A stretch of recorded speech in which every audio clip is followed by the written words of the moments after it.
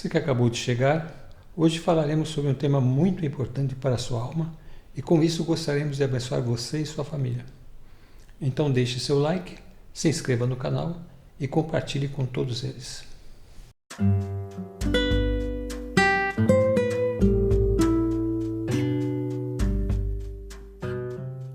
Olá pessoal, bem-vindos a mais um podcast Ciência da Alma. Olá pastor.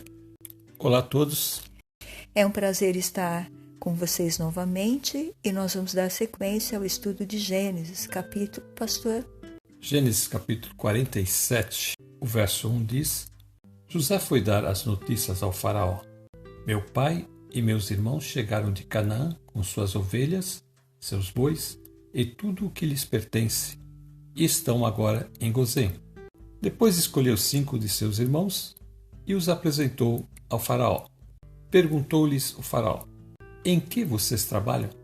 Eles lhe responderam: Teus servos são pastores, como os nossos antepassados. Disseram-lhe ainda: Viemos morar aqui por uns tempos, porque a fome é rigorosa em Canaã, e os rebanhos de teus servos não têm pastagem. Agora, por favor, permite que teus servos se estabeleçam em Gozém. Então o faraó disse a José: Seu pai e seus irmãos vieram a você, e a terra do Egito está à sua disposição. Faça com que seu pai e seus irmãos habitem na melhor parte da terra. Deixe-os morar em Gozém. E, se você vê que alguns deles são competentes, coloque-os como responsáveis por meu rebanho. Aí, pastor, você vê como é importante conhecer o seu patrão. Veja como José conhecia bem Faraó. Ele dá instrução para os seus irmãos antes de como eles deveriam se apresentar e o que eles deveriam falar para Faraó, que foi o nosso episódio passado. E aqui nós vimos exatamente o que ele orientou os irmãos a falar, foi o que o Faraó perguntou. Então, provavelmente, sempre Faraó se apresentava assim diante das pessoas. Ele perguntava quem era o pai, a mãe, qual era a profissão deles. Então ele já conhecia o faraó muito bem e ele pôde instruir os seus irmãos de tal forma que quando eles chegaram lá, eles só não falaram o que José mandou, mas eles ainda acrescentaram.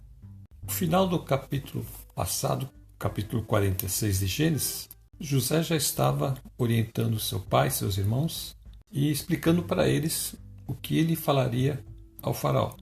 Então aqui a gente vê que aqui se dá o encontro que ele havia dito aos seus irmãos e ao seu pai. E eles se encontram com o faraó, e Faraó realmente é uma pessoa admirável, essa relação entre José e o faraó. Como você disse, ele conhece muito bem o seu patrão. O faraó então ele já começa a falar no verso 6 que a terra do Egito está à sua disposição. Olha que coisa impressionante a confiança que ele tem em José.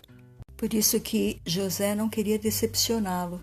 José queria que o seu pai estivesse orgulhoso com o cargo que ele tinha, com a profissão, mas José também queria que o seu patrão, Faraó, estivesse muito orgulhoso dele. E veja que ele não só dá o treinamento, orienta os irmãos como falar, que ele leva 5 dos irmãos. Veja o versículo 2. José havia levado consigo 5 de seus irmãos e os apresenta a Faraó. Por que ele levou 5 e não levou os outros? Ele os preparou e viu que esses 5 falavam melhor. Então ele falou: vocês vão comigo. Falaram tudo direitinho, do jeito que José os orientou, e ainda eles acrescentam. Quando no versículo 3, Faraó lhes pergunta: a que vocês se dedicam? E eles responderam: nós, teus servos, somos pastores de ovelhas, igual foram os nossos antepassados. Era para eles falarem só isso. Aí eles acrescentaram, versículo 4: temos vindo morar neste país porque em Canaã aperta a fome e não há mais pastos para os rebanhos dos teus servos. Por isso te rogamos que permita que teus servos fiquem na região de Gozém. porque foi essa região que José orientou para eles falarem. José viu que ali era o local próprio, adequado para fazer cultivo de grãos e também criar animais, que era o que eles mais tinham. E foi tão bonitinho o que eles falaram, o faraó gostou, viu que eles eram muito educados, sabiam se relacionar. E tem uma coisa interessante que eles falam bem claramente, eles são bem sinceros com o faraó. Eles falam, ó, a fome está rigorosa em Canaã e os rebanhos não têm pastagem. Quer dizer, eles colocaram a condição deles bem clara ali. Falam assim, ó, nós estamos numa situação difícil. O faraó fica impressionado com a forma com que a família de José lida com ele, que é uma pessoa proeminente, uma pessoa que está em um lugar de destaque. Eles souberam falar direitinho, são pessoas educadas, então foi muito bom aí. Agora, tem outra pessoa que o faraó quer conhecer, ele está assim, desejoso de conhecer também. E José o trouxe. Então José levou seu pai Jacó ao faraó e o apresentou a ele. Depois, Jacó abençoou o faraó e este lhe perguntou, quantos anos o senhor tem? Jacó respondeu ao faraó, são 130 os anos da minha peregrinação. Foram poucos e difíceis e não chegam aos anos da peregrinação dos meus antepassados. Então Jacó abençoou o faraó e retirou-se. Ele abençoa o faraó quando ele chega e quando ele sai. Então, veja que ele tem um hábito de abençoar. Essa pessoa estava ajudando toda a família dele e seu povo também, a sua terra, e usando seu filho.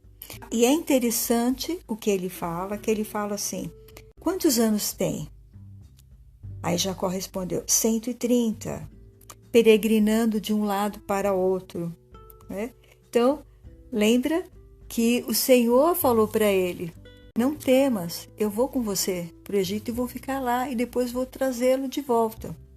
E aqui então está a resposta daquilo. Por que Deus falou aquilo para ele? Ele fala assim, olha, peregrinando de um lado para outro.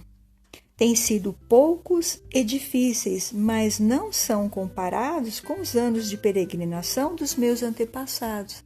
Então ele falou que ele peregrinou de um lado para o outro, não tanto quanto os seus antepassados, Abraão e o seu pai. E o Senhor vai dar o que para ele? Já vai dar um local fixo, ele vai viver muitos anos nesse lugar, foram mais de 400 anos que eles ficaram aí.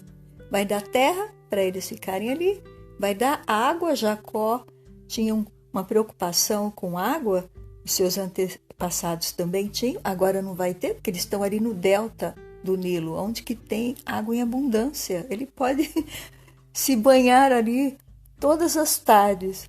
E acho que ele fez isso muitas vezes. Ele tem comida.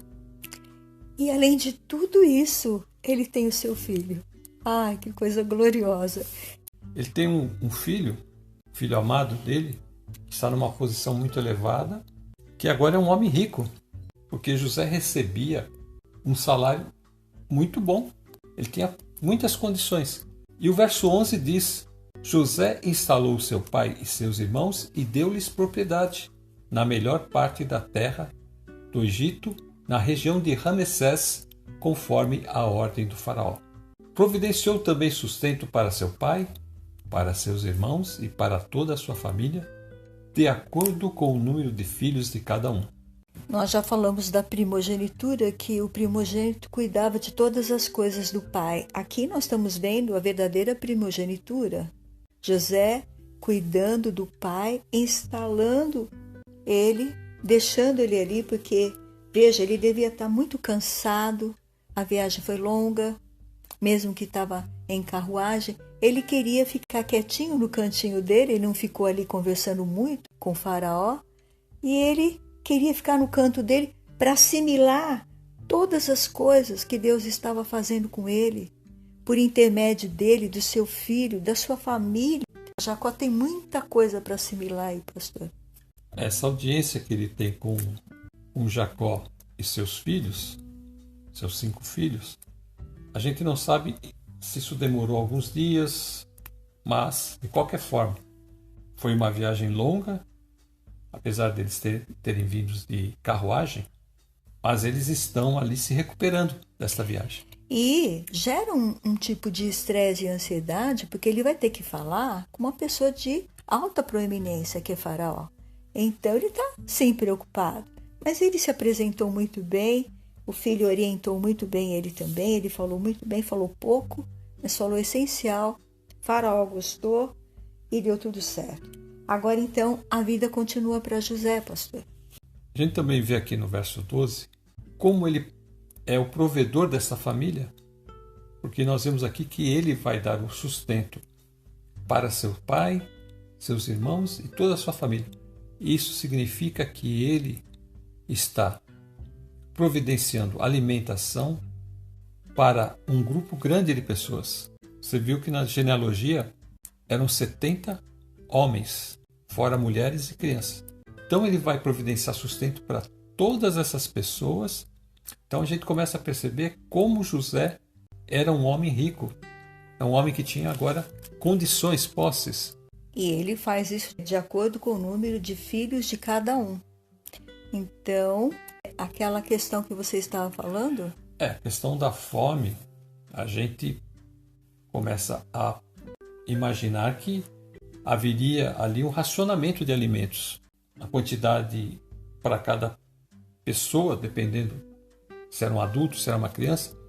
Então tinha as porções que eles deveriam ter para se alimentar em cada dia. Se a gente imaginar que cada um consumisse, um adulto 200 gramas por dia, uma criança 100 gramas por dia, você vai ver que esse número vai dar um número tão elevado, daria muitos quilos de alimento. Então você percebe aí também que a providência de Deus, que Deus, ele, nos 7 anos de fartura, ele deu tanto alimento, que nós comentamos naquele episódio, que era tão grande que José parou até de registrar de tanta quantidade que existia. Porque realmente, para sustentar um país inteiro, e ainda mais a região de Canaã, teria que ser muito alimento. Os celeiros deveriam ser enormes, como você falou naquele outro episódio. Então, você percebe que Deus providencia uma quantidade muito grande de alimento para que eles possam passar por esses 7 anos de fome de uma forma tranquila. E adivinha quem vai receber mais alimentos aí? Benjamim, porque ele tem 10 filhos e é ele e a esposa. Então, é impressionante quando eu fiquei vendo aí a questão, a porção que eles estavam recebendo, porque tinha que ter cotas, eles estão numa privação severa, então tem que ser tudo controlado, não pode ter extravagância, não pode ter exagero. Não é porque eles são irmãos que eles vão ter mais privilégio, eles vão ter para não faltar, mas eles não podem também passar da cota. É por isso que o verso 12 está dizendo que é de acordo com o número de filhos, quer dizer, a coisa era contada. Contadinho. Não era que você ia lá e comprava quanto alimento você queria. Ali vai ser contadinho, direitinho, para que não falte para ninguém. Está agindo com justiça. Ele não está dando privilégio à família, ele está sendo correto, porque ele tem que distribuir a porção para todos, da mesma forma, para que não falte para ninguém. Então Deus está dando sabedoria e a gente está vendo aí como que ele também agia com os outros. E no verso 13, não havia mantimento em toda a região, pois a fome era rigorosa. Tanto o Egito como Canaã desfaleciam por causa da fome. José recolheu toda a prata que circulava no Egito e em Canaã, dada como pagamento do trigo que o povo comprava, e levou-a ao palácio do faraó. Quando toda a prata do Egito e de Canaã se esgotou, todos os egípcios foram suplicar a José: dá-nos comida, não nos deixes morrer só porque a nossa prata acabou. E José lhes disse: tragam então os seus rebanhos, e em troca lhes darei trigo, uma vez que a prata de vocês acabou. É engraçado que em outra versão eles falam: dá-nos pão. Então realmente o pão era o alimento diário deles, como é o arroz para nós. Então por isso que essa frase dá-nos pão, na sua versão, do que essa versão aqui, dá-nos comida, é mais interessante, porque realmente o que existia ali nos celeiros era trigo, né? Então, pão era comida diária.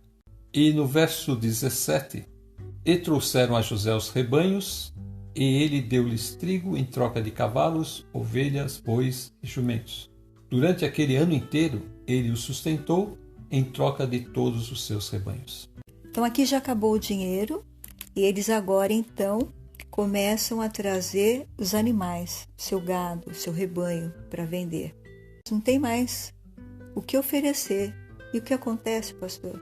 No verso 18, o ano passou e no ano seguinte voltaram a José dizendo: não temos como esconder de ti, meu senhor, que uma vez que a nossa prata acabou e os nossos rebanhos lhe pertencem, nada mais nos resta para oferecer a não ser os nossos próprios corpos e as nossas terras.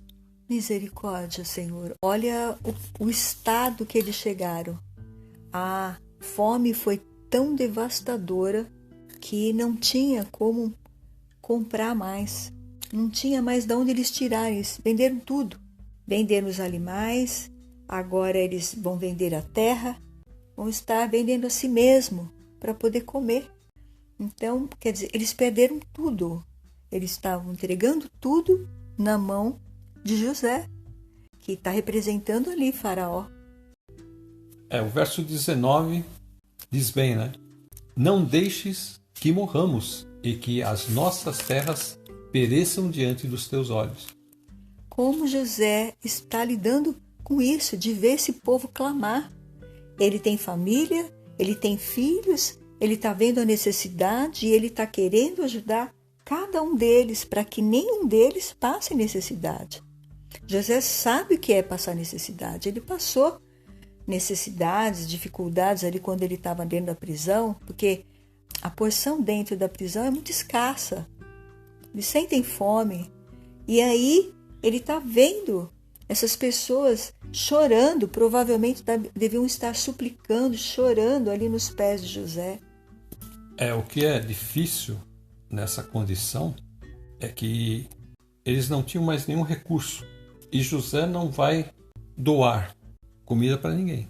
Ele não vai fazer um programa para ajudar as pessoas. Ele quer ser justo e quer cobrar por esse alimento. Eles têm que pagar por esse alimento. E isso que é interessante também, porque eles são obrigados a pagar com o que eles têm. Então, no começo eles tinham muito dinheiro, muito recurso, eles usaram todo o seu recurso, eles tinham o gado, eles usaram o gado. Agora, o único recurso que eles têm é a sua terra, e quando acabar o valor da terra, é os seus corpos. E ele vai usar isso para mostrar: aqui ninguém vai ter privilégios, todos têm que pagar um preço. Todos têm que se submeter à mesma coisa, porque senão isso ia virar uma baderna. Se ele começa a abrir exceção, então ia virar uma baderna, uma bagunça. A forma de José atuar é uma forma correta para que as coisas andem ordenadamente.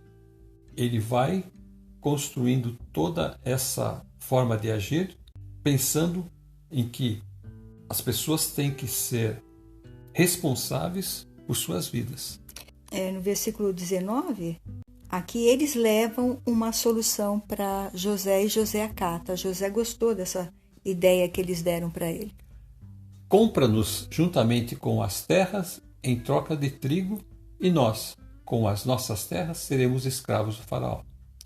Dá-nos semente para que sobrevivamos e não morramos de fome, a fim de que a terra não fique desolada. Assim, José comprou todas as terras do Egito para o faraó. Todos os egípcios tiveram que vender os seus campos, pois a fome os obrigou a isso. A terra tornou-se propriedade do faraó. Então, quer dizer, a terra que eles tinham ficou para Faraó. Aí no versículo 21, quanto ao povo, José o reduziu à servidão de uma a outra extremidade do Egito. Todos viraram servos, escravos também do Egito. Somente a terra dos sacerdotes não foram compradas. porque por lei eles recebiam sustento regular do faraó e disso viviam. Por isso não tiveram que vender suas terras. Então só eles, os sacerdotes, ficaram com a sua terra e não viraram escravos. Então nivelou todos. Os ricos e os pobres ficaram todos no mesmo nível. Ninguém tinha nada e todos dependiam agora de Faraó. Agora, se nós não tivéssemos José com um modelo de administrador e que está fazendo aí a vontade de Deus, aí nesse momento eles poderiam se tornar servos e escravos de um homem mau. E este homem usar isso para desfavorecê-los, fazer o que bem entendesse com eles, como a gente vê em muitas sociedades. Agora aqui nós estamos vendo um homem guiado por Deus, um homem justo. E ele então vai fazer a coisa correta. Olha que coisa linda o que José faz, o que José fala no versículo 23. Então José disse ao povo: ouçam, hoje comprei vocês e suas terras para o faraó. Aqui estão as sementes para que cultivem a terra. Mas vocês darão a 5ª parte das suas colheitas ao faraó.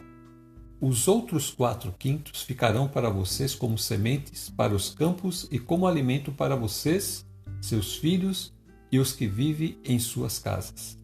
Então José disse ao povo: ouçam, hoje comprei vocês e suas terras para o faraó. Então quer dizer, tudo que vocês têm é do faraó. Vocês não têm mais nada. Então imagina só aquelas pessoas que tiveram bens acumulados durante a vida toda, ficaram naquele status, agora não tem nada, são escravos também. Agora, se quiserem ter alguma coisa, tem que plantar e comer, senão eles não vão conseguir nada. E isso que é lindo no que ele faz. Ele vai dar o método para eles, a solução, mas eles vão ter que plantar, eles vão ter que agora produzir. E novamente aqui a estratégia é o 5º, né?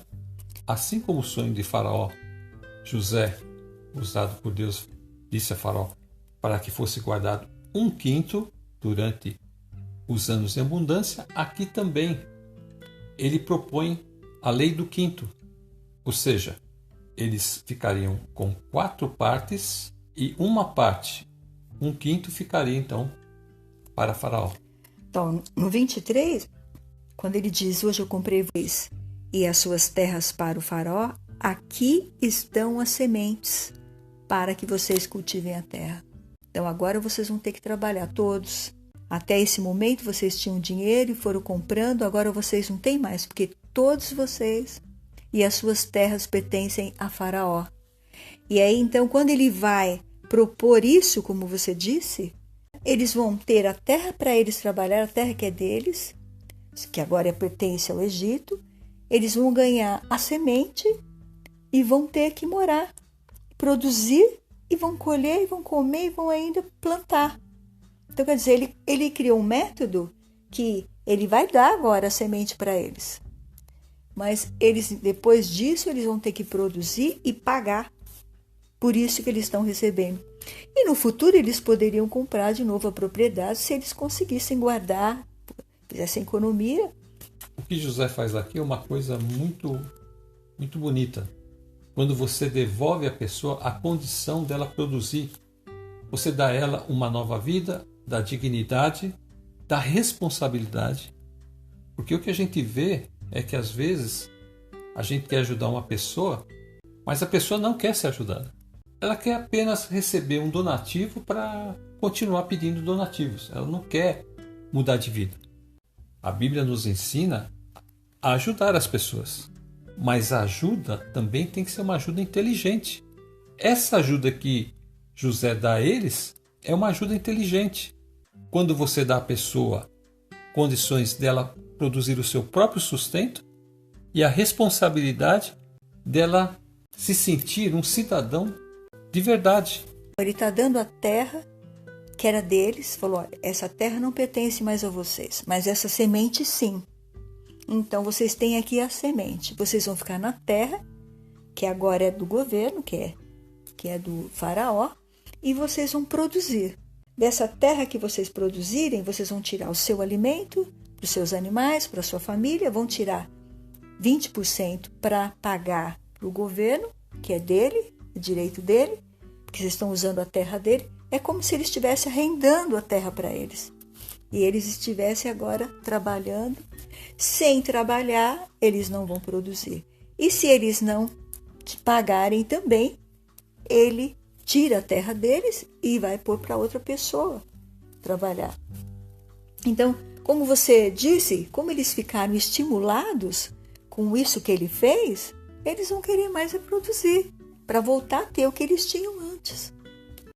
Isso me faz lembrar a passagem bíblica que diz que quem não trabalha não coma. O apóstolo Paulo fala. Porque havia irmãos ali infiltrando-se na casa de outros irmãos e não queriam trabalhar, queriam ficar ali naquela vida. Nós, como pessoas adultas, temos que ter a responsabilidade de nos mantermos e, se possível, ajudar outras pessoas. Quando existe uma condição, uma fase difícil, você pode ajudar. Mas aquela pessoa ela tem que ir em busca do seu sustento. Ela tem que receber ajuda como eles receberam. E essa ajuda, ajudar ela a crescer.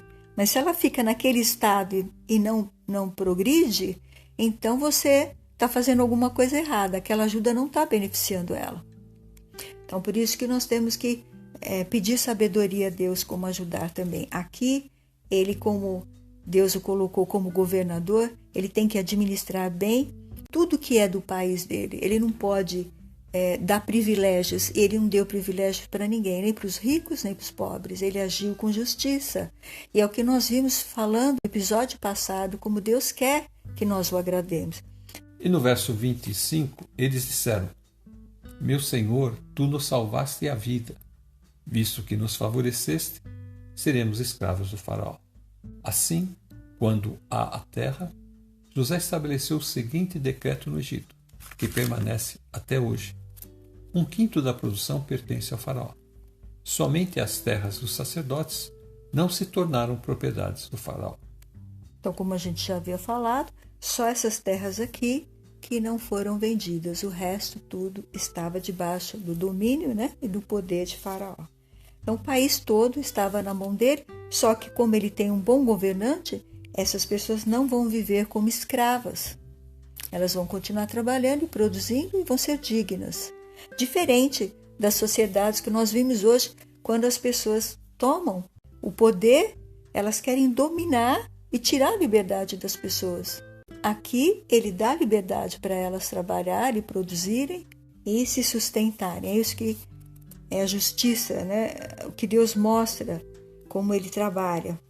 Lucas 6,45 diz: O homem bom tira coisas boas do bom tesouro que está em seu coração, e o homem mau tira coisas más do mal que está em seu coração, porque a sua boca fala do que está cheio o coração.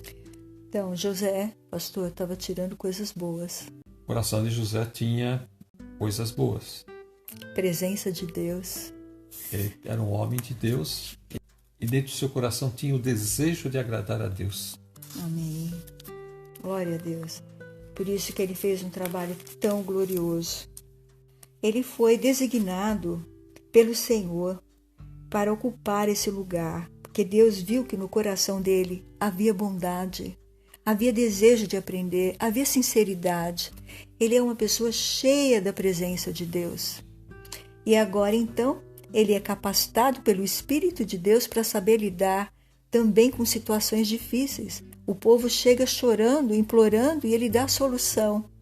E o povo fala: o Senhor nos salvou. Então aí, vê como as pessoas estão agradecidas a ele. Imagina só como que Faraó não ficou ver que ele resolveu dessa forma o problema da fome. E também resolveu dessa forma que as pessoas tinham que pagar tributo, aquelas pessoas que perderam suas terras foram vendidas como escravos. Então, ele deveria estar muito orgulhoso de ter colocado José como seu governador. O povo poderia se reunir e fazer uma rebelião contra o governo. Mas como José conduz todo esse processo de uma forma justa e honesta, e o povo reconhece então que ele o salvou e eles se tornam voluntariamente servos de Faraó, sem nenhuma reação contrária, sem violência, sem nada. Então quer dizer que além de conquistar todas essas coisas para Faraó, ele também conquistou o povo e em paz eles se submeteram a Faraó. Provérbios 29, 2. Quando os justos florescem, o povo se alegra. Quando os ímpios governam, o povo geme. Então aí, como que estava esse povo? Alegre, né? Porque ele tem um governo justo que quer o bem do povo. E aí, quando os ímpios estão no governo, olha o que acontece, o povo geme, sofre, a fome, a miséria, o povo não cresce, fica cativo o tempo todo da vontade desses homens de dominar, de orgulho, de avareza, de quererem tudo para si. Eles não fazem em função do outro. E ali nós vimos o governo justo. Todos os ricos tiveram que pagar o mesmo preço, os pobres pagaram o mesmo preço, nem mais nem menos. E todos ficaram igualmente na mesma posição. Hoje em dia a gente fala muito sobre corrupção. E o que é corrupção? Corrupção é quando um ímpio governa. Exatamente. Porque ele corrompe tudo. Então, José é um homem íntegro. Nele não há corrupção. Ele cria uma estratégia que beneficia Faraó, mas também não deixa o povo morrer de fome. Porque ele age com justiça, com lealdade. Jeremias 9:24, quando nós lemos no episódio anterior, o Senhor disse: pois eu sou o Senhor e ajo com lealdade, justiça e retidão sobre a terra. E aqui então, nós vimos também José fazer isso. E o Senhor usa José para fazer isso lá no Egito, para que esse povo ficasse durante 400 anos bem, até que eles formassem uma nação e pudessem ir para sua terra. Deus está agindo assim. O homem, como você disse ali, o ímpio, ele não age com justiça, ele age só em favor de si próprio. É o que eu quero para mim. Eu quero para mim, não importa o que os outros têm. Eu quero para mim e o outro não é nada. Então, vai chegar num ponto que essas pessoas se nivelarão. Por quê? Porque o que elas lutaram tanto para ter tirado o pobre, vai vir contra elas mesmas. Porque quem semeia maldades, colhe maldades. Não é assim que a palavra de Deus fala? Então a gente não precisa se preocupar com isso. Mas aqui está mostrando que o nosso Deus age com lealdade, justiça e retidão. Lá em Jeremias 9:24. E agora aqui, em Efésios 5, de 8 a 10, pastor. Porque outrora vocês eram trevas, mas agora são luz no Senhor. Vivam como filhos da luz, pois o fruto da luz consiste em toda bondade, justiça e verdade. E aprendam a discernir o que é agradável ao Senhor. Então nós somos agora a luz. Por quê? Porque nós estamos no Senhor. Ele é a nossa luz. E se nós somos luz, nós temos que andar como filhos da luz. Qual é o comportamento que Deus quer aqui? Lealdade, justiça e retidão. É o que José está fazendo lá no passado. Agora, aqui em 1 Coríntios, quando nós lemos no episódio passado, o Senhor diz assim: foi iniciativa de Deus nos salvar por intermédio do seu Filho. O Filho é sabedoria de Deus para nós. Justiça, santidade e redenção. Então, lá no passado, o Senhor trabalhou usando José. Aqui, no Novo Testamento, o Senhor usou Jesus para mostrar que ele veio trazer salvação, que ele veio trazer o pão vivo do céu, que é a palavra de Deus para a nossa alma, para o nosso espírito, para nos alimentar e para nos tornar como o Senhor quer, sua luz, que nós sejamos luz, que nós estejamos aqui para fazer o que é correto. E ele então, agora, ele fala, vivam como filhos da luz, no versículo 9, pois o fruto da luz é o quê, pastor? Consiste em toda bondade, justiça e verdade. Então, quem está em Jesus agora está na luz e ele também tem os atributos divinos que estava tanto lá no Pai, que o Pai passou para o Filho em 1 Coríntios, e agora aqui ele está revelando que nós temos esses atributos do Espírito Santo, que é toda bondade, justiça e verdade. É nisso que nós devemos andar e buscar e ter. E Romanos 12, 2 diz: Não se amoldem ao padrão deste mundo, mas transformem-se pela renovação da sua mente, para que sejam capazes de experimentar e comprovar a boa, agradável e perfeita vontade de Deus. Então, qual é a boa, perfeita e agradável vontade de Deus? É que nós sejamos filhos da luz, que nós não andamos nas trevas, não tenhamos esse molde, esse modelo que está aí no mundo, de pessoas que fazem o que querem, mas nós devemos fazer o que Deus quer e o que agrada a Deus. Versículo 2 é Romanos, né? Romanos 12. Não se amoldem ao padrão deste mundo, não usem esse modelo que está aí no mundo, mas transformem-se pela renovação da mente, para que sejam capazes de experimentar e comprovar a boa, agradável e perfeita vontade de Deus. Então, no episódio passado, o Senhor falou que nós devemos agradar a Deus e nos gloriar em Deus, e fazendo o que Deus quer que nós façamos. E nesse episódio o Senhor também está falando conosco hoje. Então o Espírito vem nos orientando que, assim como no passado Deus usou José, e ali no Novo Testamento Jesus foi usado por Deus, agora nós seremos usados por Deus. E Deus vai nos usar cheios do poder e da graça de Deus se nós andarmos fazendo o que é bom, o que é agradável e perfeito na presença de Deus. Paulo ele explica que nós não devemos usar o molde desse mundo. E qual que é o nosso molde? Nosso modelo é Cristo. Então, se nós temos que nos modelar a alguém, é ao nosso Senhor e Salvador Jesus Cristo. A transformação da nossa mente, pela ajuda do Espírito Santo, que ele vai nos ensinar e vai nos levar a ficar longe do pecado, vai nos levar a buscar a justiça, que é Jesus. Então isso tudo está nesse molde. Nós temos que trocar de molde. Nós devemos deixar o molde deste mundo e nos colocarmos dentro desse outro molde, que é Jesus Cristo. A renovação da mente é porque, quando o pecado entra, a nossa mente ficou totalmente embaralhada. Criou um padrão diferente daquele que Deus havia criado para nós. Essa mente embaralhada tem que ser renovada, tem que ser alinhada, tem que ser transformada, a fim de que a forma de Cristo se complete em nós.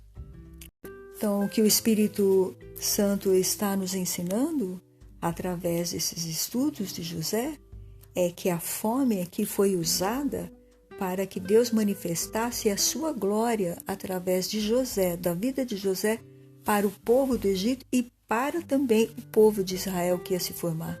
Porque os irmãos precisavam de conserto, precisavam de se reconciliar com José, precisavam perdoar José, porque eles tinham inveja de José, eles tinham ciúmes, eles precisavam pedir perdão a José por eles abrigarem ressentimentos contra José.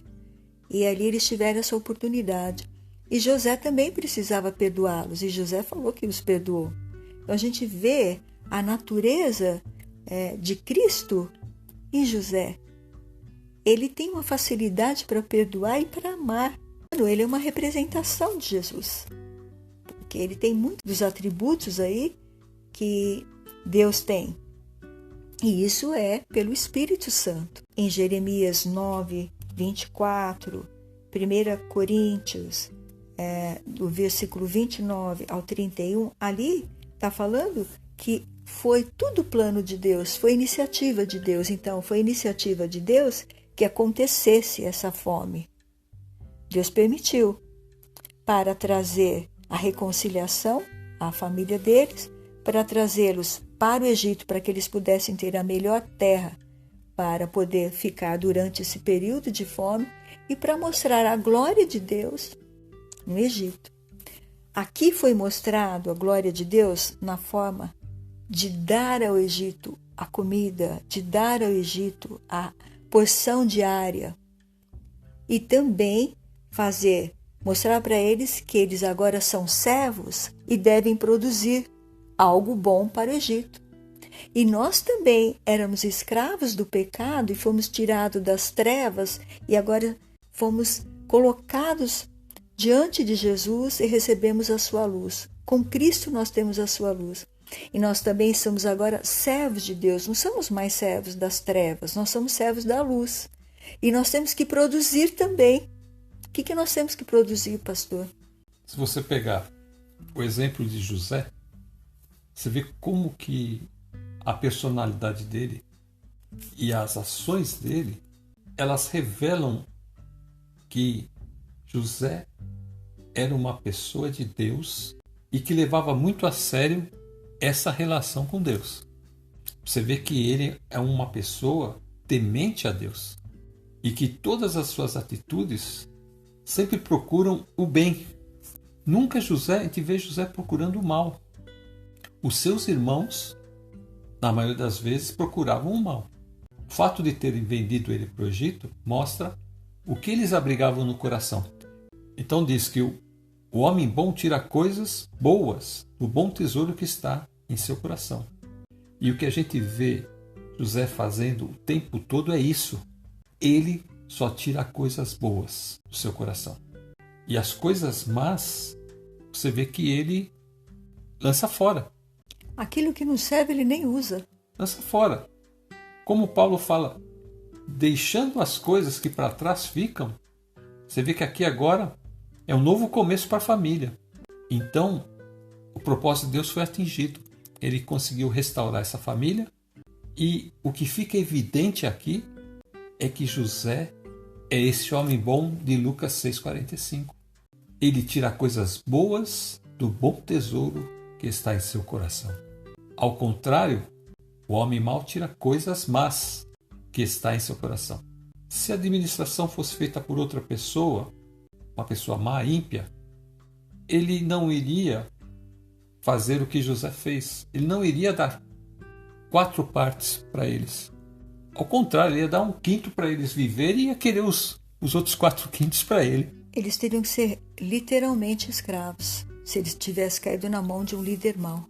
Exatamente. Mas aqui não. E aqui então nós vamos dizer como nós devemos andar na presença do nosso Deus. Assim como José andou. Um homem cheio do Espírito Santo, um homem que tem dons, um homem que busca o bem do seu próximo e nunca o seu mal. E ele usa esses dons para favorecer o reino de Deus. Porque ali ele está favorecendo o reino que Deus vai construir através daquela nação. E agora, nós aqui também temos esse chamado. Porque aqui em Romanos 2, quando ele fala para nós não nos amoldar, então ele diz, não se tornem conforme o padrão deste mundo. Não use eles como referência. Usem Cristo, que é a nossa luz. Veja onde Cristo está agora, no lugar mais elevado, à direita do Pai, vivo, no altar ali, orando por nós, intercedendo, querendo que nós demos passos e mais passos que glorifiquem a Deus, como José deu. José só deu passos que glorificavam a Deus. Em nenhum momento nós vemos José dando passos para envergonhar o nome do Senhor. E aqui ainda nesse versículo ele fala, não use esse padrão, use o padrão de Cristo, é isso que ele está falando. E ele diz, mas transformem-se pela renovação da sua mente, para que sejam capazes de experimentar e comprovar. Nós temos que experimentar e comprovar a boa, agradável e perfeita vontade de Deus. Então aqui nós estamos vendo José e nós estamos comprovando que o que ele está fazendo é algo verdadeiro, é algo que é de Deus, é algo que faz só as pessoas se sentirem amadas. Porque, veja, eu sou um escravo e agora eu recebo semente e posso continuar na minha terra. Vou dar 20% só para Faraó e vou ficar com o resto para mim? Isso é graça de Deus. E Deus também está nos chamando. Deus nos dá tudo, nos dá salvação, nos dá livramento, nos dá libertação. Não temos mais essa sentença de pecado ali nos condenando e toda hora remoendo o nosso coração, porque toda vez que nós temos um sentimento mau, nós entregamos a Deus em oração. Senhor, nos perdoa, que foi o que nós falamos no episódio passado. Se arrepende desse sentimento e peça perdão, porque o nosso coração tem que estar limpo, livre, para que o Espírito habite em nós e nos use para o trabalho do reino de Deus. Qual é o trabalho? Nós temos agora aqui lançar a semente, que é a palavra de Deus, como nós estamos fazendo aqui com a ciência da alma, lançando a semente, para que num coração fértil, o que é um coração fértil? É um coração que vai abrigar esta palavra e falar, eu quero isso para mim, eu quero que Deus esteja comigo na minha vida, no meu lar, e eu quero abrigar essa palavra dentro de mim, quero aprender. E essa palavra vai crescer e vai fazer dessa pessoa a mesma que está falando aqui, que ele vai ser capaz de experimentar e comprovar a boa, agradável e perfeita vontade de Deus. Então nós estamos aqui para agradar a Deus, para glorificar a Deus e fazer a vontade de Deus. Então, essa é a bênção, pastor. O ser perfeito agora está no fato de que Jesus nos deu uma nova vida e ao passo que nós vamos progredindo e nós vamos confessando os nossos pecados, então isso torna a nossa vida uma vida perfeita nesse sentido, de que nós estamos, cada momento em que acontece alguma coisa, o que quer que seja que nós façamos, se nós errarmos, mas nós confessarmos a Deus, Deus nos perdoa. Então o importante é isso, é viver nessa busca de Deus continuamente. O padrão de Deus para nós, o modelo que nós temos que seguir é o nosso Senhor Jesus. Ele é um padrão perfeito para nós. Se nós olharmos para Cristo e seguirmos Ele temente a Ele, então nós seguiremos esse padrão e esse modelo, porque nós não queremos fazer nada para deixar Jesus triste e muito menos entristecer o Espírito Santo que habita em nós. Porque Ele é o selo de Deus, que Jesus habita em nós. E o Espírito Santo é Deus habitando em nós. E Ele é quem delega os dons, a capacidade de nos transformar, a capacidade de nos fazer pessoas melhores é do Espírito Santo. É a função dele. Então, Ele nos corrige, nos orienta. Se nós o entristecemos, às vezes vem uma palavra na nossa boca que nós falamos, aquilo na hora entristece a Deus. Eu não devia ter falado isso. A nossa boca tem que professar coisas boas, perfeitas e agradáveis a Deus. Então nós temos que estar com a mente transformada. Então aquela mente que nós viemos lá do passado antes de ter Cristo é uma mente desaprovada por Deus. Agora a mente que é renovada, ela está todo dia se colocando diante do Espírito de Deus e se renovando, recebendo mais e mais e mais e mais e mais. E era o que José tinha. Ele recebia muita informação, muita sabedoria, ele sabia lidar com todas as situações e conflitos que apareceram no ministério dele. Que isso foi o ministério, não foi o governo. Ele estabeleceu ali um trabalho muito duro. Cristo é o nosso molde. Cristo é a nossa ferramenta. Quando Ele nos molda à semelhança dEle, então essa é a maneira de agradar a Deus e de fazer a boa, agradável e perfeita vontade de Deus. Vamos encerrar, irmã? Vamos. Você ora, pastor? Amém. Deus e Pai do nosso Senhor Jesus Cristo, nós queremos te agradecer Sim, Pai. por mais este episódio, por mais esse estudo da tua palavra.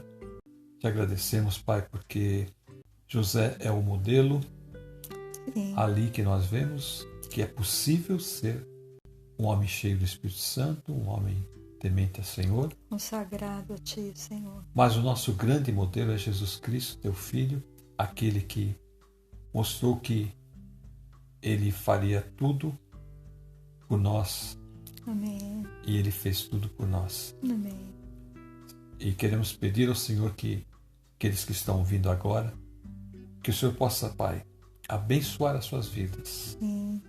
Que eles possam também buscar a Tua presença, que eles possam buscar fazer a Tua vontade. E a Tua vontade é que eles estejam em Jesus Cristo, que eles creiam em Jesus Cristo. Amém. E que, Senhor, também queremos Te pedir que os que estão enfermos, Sim, Jesus. aqueles que estão com necessidades, aqueles que estão presos, cativos por espíritos demoníacos, Pai, que o Senhor agora esteja libertando-os pelo Teu poder. Amém, Jesus. No nome poderoso do Teu Filho Jesus Cristo, nós te pedimos. Amém, Que essas pessoas Senhor. sejam libertas pelo Teu poder. Te agradecemos por todas as bênçãos. Em nome do Teu Filho Jesus, Senhor. Amém. Amém, Senhor. Quero me despedir dizendo fiquem com Deus e até a próxima. Fiquem na paz do Senhor Jesus e até a próxima.